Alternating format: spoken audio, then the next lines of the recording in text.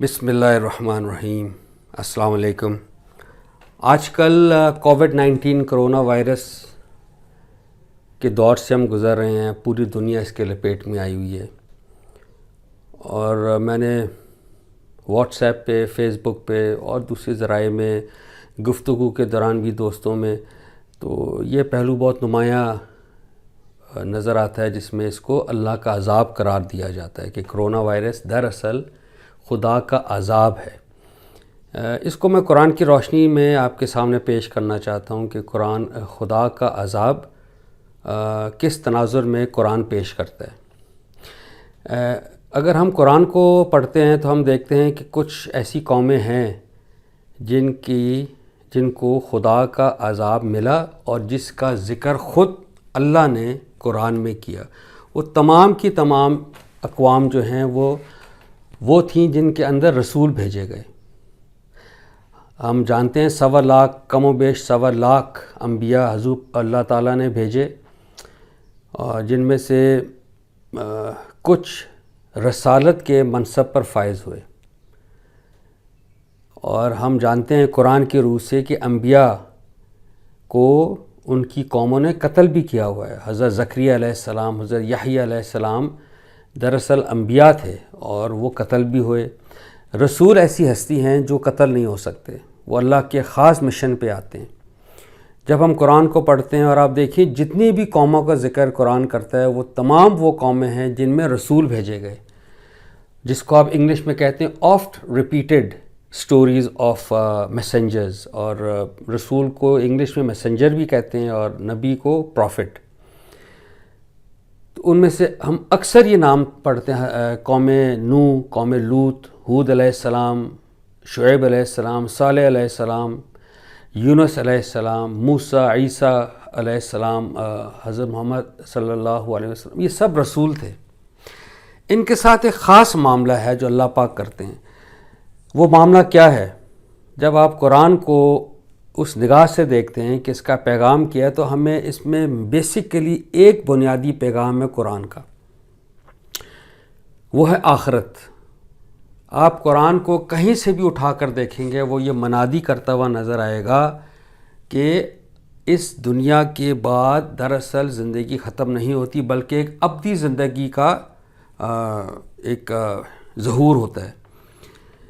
بلکہ میں اس کو مینیفیسٹ اس طرح کرتا ہوتا ہوں کہ ہم جب نوک اس طرح، میں اپنے دوستوں کو اور اپنے جو فیملی ممبرز کو اور جن سے میرا تعلق ہے، میں کہتا ہوں آپ اس طرح نوک کرتے ہیں نا تو جب ایسا نوک ہوتا ہے ہم دروازہ کھولتے ہیں، تو ہمارے بہن بھائی، دوست، والد صاحب، ہمارے گھر والے آتے ہیں، ہم ان کو ریسیو کرتے ہیں۔ ہم سب کی زندگی میں ایک ایسا نوک ہونا ہے، اس طرح جب یہ نوک ہوگا اور ہم دروازہ کھولیں گے تو آگے موت کا فرشتہ ہماری جان قبض کرنے کے لیے کھڑا ہوگا۔ یہ ایک تمثیل ہے، یعنی ہم سب نے اس تجربے سے گزرنا ہے۔ اللہ کا دین یا قرآن یہ پیغام دیتا ہے کہ دراصل اس موت پہ زندگی ختم نہیں ہوتی، دراصل ایک ابدی زندگی کا ظہور ہوتا ہے جس کے بعد موت ہے ہی نہیں، اور ایک اللہ کی ابدی بادشاہت ہے جو ہمارا منتظر ہے، جس میں اللہ نے کہا ہے اس قرآن کے ذریعے کہ وہ قیامت آئے گی، اور اس قیامت میں جو کامیابی کا جو کنجی، جو چابی ہے، وہ دراصل ہمارے یہاں اخلاقیات ہیں، ہماری پاکیزگی ہے۔ ہم اپنے معاملات میں اور اللہ کے ساتھ رشتوں میں اور انسانوں کے ساتھ رشتوں میں کتنے پاک ہیں۔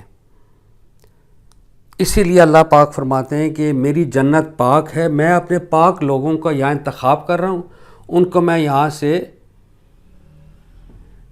جنت کا وارث، جنت وراثت میں دوں گا۔ یہ جو قیامت کا منظر ہے جو دراصل آنی ہے، اللہ پاک نے اپنے رسولوں کے ذریعے، جب وہ رسول قوم میں بھیجا، ان قوموں کے رویوں کے ذریعے ہم تک اس قیامت کا ایک چھوٹی شکل، یعنی قیامت صغریٰ، چھوٹی قیامت، miniature day of judgement, the real day of judgement, قیامت کبریٰ، اس کی قیامت صغریٰ and the miniature day of judgement اسی دنیا میں برپا کر کے ہمیں دکھا دیے۔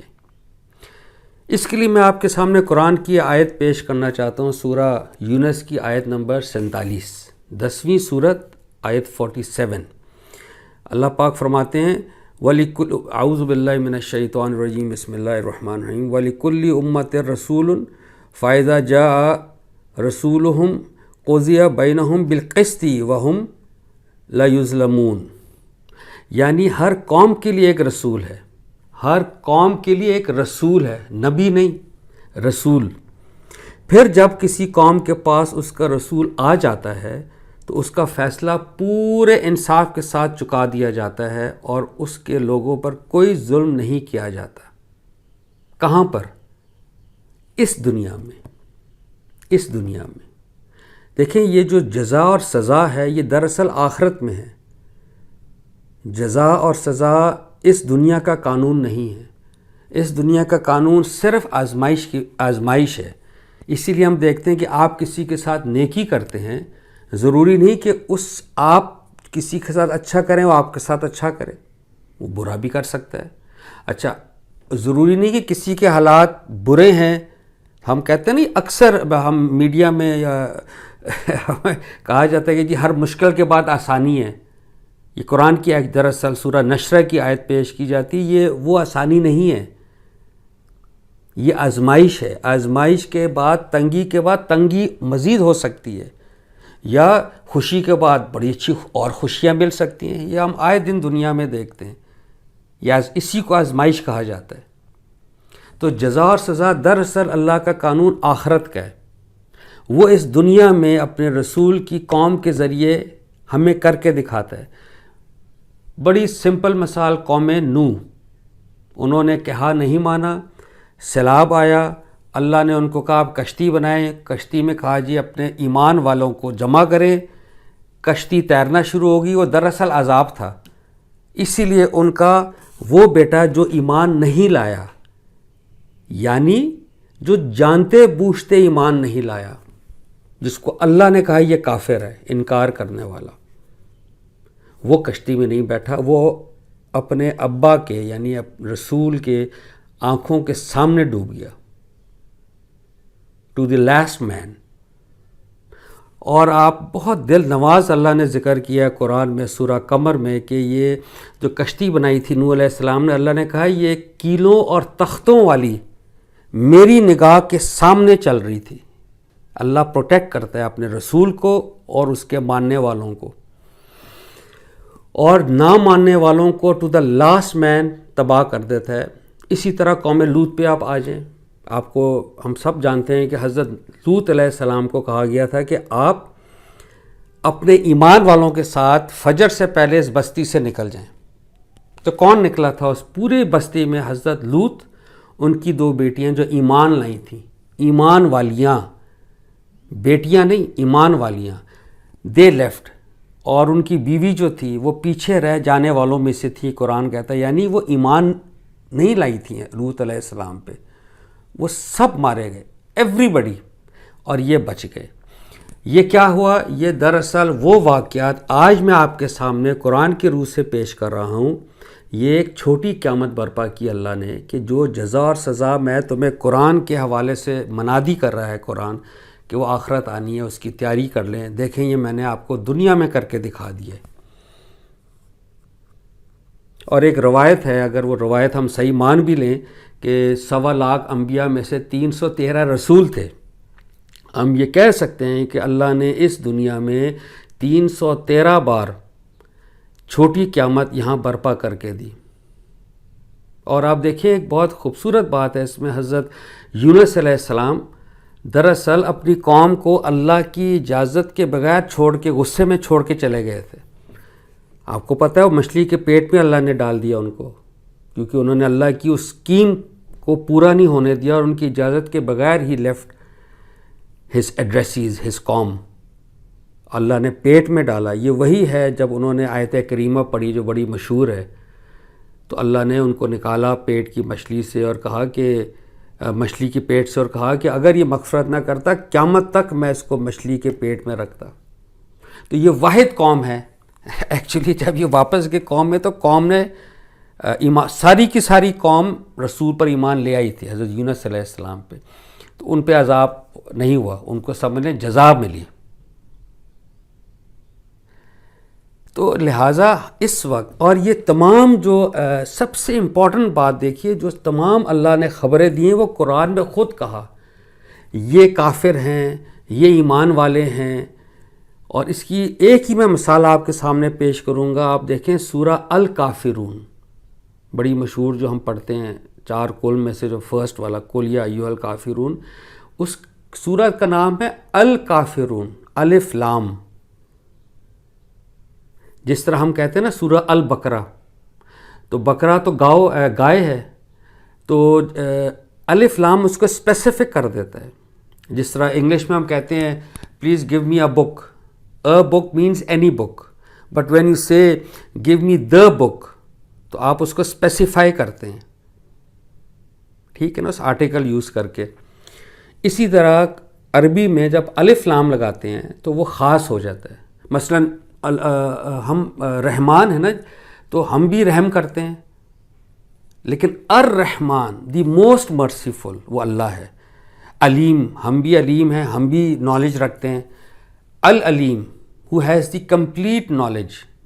تو کافر کا مطلب وہ اسپیسیفک، الکافرون یعنی وہ کافر جو اللہ نے کہا. اور دیکھیے سورہ سٹارٹ کہاں سے ہوتی، کل یا ایھا الکافر. کل ہوتا ہے کہ رسول کو اللہ کہہ رہا ہے آپ کہہ دیجئے اے کافرو، کیونکہ دلوں کا حال اللہ جانتا ہے. اللہ عذاب دیتا ہے، اب رسول ہمارے درمیان نہیں ہیں. تو اب ہم یہ کہیں گے کہ زیادہ سے زیادہ ہم یہ کہہ سکتے ہیں کہ یہ اللہ کی آیات ہیں. ہم کہتے ہیں نا قرآن کی آیت پیش کرتے ہیں. آیت کا ایکچولی مطلب ہے نشانی. نشانی کیا چیز ہے؟ نشانی کا انہیرنٹ مطلب ہے کہ وہ چیز وہاں موجود نہیں ہے، لیکن آپ اس کی نشانیوں سے دیکھ لیتے ہیں کہ وہ صاحب ادھر ہیں. مثلاً میرا یہ اگر کمرہ ہے، میرا لیپ ٹاپ، مائی موبائل، مائی پین، میں یہاں نہ بھی بیٹھا ہوں تو جو میری نشانیوں سے کوئی دیکھ سکتا ہے کہ جی چونکہ موبائل پڑا ہے، پین پڑا ہوا ہے، لائٹیں آن ہیں، غالباً یہ صاحب ادھر ہی ہوں گے، somebody here. یہ نشانی ہے آیات. تو ہم اب اس وقت اس زمانے میں تمام جو یہ اللہ معاف کرے آفاقی آفات ہی کہہ سکتے ہیں، یہ دراصل ہمیں یہ نشانی ہے اللہ کی. زیادہ سے زیادہ آپ کو یہ کہنا چاہیے. یہ عذاب ہم نہیں کہہ سکتے، کیونکہ جس عذاب کا اللہ ذکر کرتا ہے اس میں جو نہ ماننے والا، جانتے بوجھتے انکار کرنے والا نہیں بچتا، وہ نہیں بچ سکتا.